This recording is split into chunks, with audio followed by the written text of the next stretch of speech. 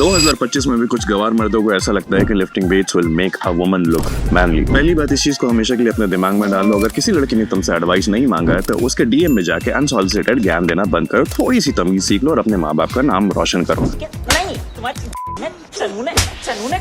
No, listen why every woman should lift weights. आज Indian women, Indian men से ज्यादा obese है। Nearly 40% of Indian women aged between 15 to 49 have central obesity, मतलब visceral fat जो आपके internal organs के इर्द गिर्द होता है, जैसे heart, liver, pancreas, which leads to hormone imbalance, insulin resistance, type 2 diabetes, inflammation, hypertension, cardiovascular disease and fatty liver। हर 5 में से एक Indian woman को PCOS है। पूरी दुनिया में osteoporosis के केसेस सबसे ज्यादा इंडिया में, जिसमें 80% सिर्फ महिलाएं हैं, मतलब कम उम्र में ही वीक बोन्स और जॉइंट पेन। इसलिए इंडियन वुमेन 40-50 की उम्र में आते आते बोलने लगती है, हाय मेरी कमर, हाय मेरा घुटना। और सबसे बड़ा threat cardiovascular disease. Yes, cardiovascular disease is the leading cause of death among women in India, but no one talks about it, and 44% of women with heart disease are obese as well.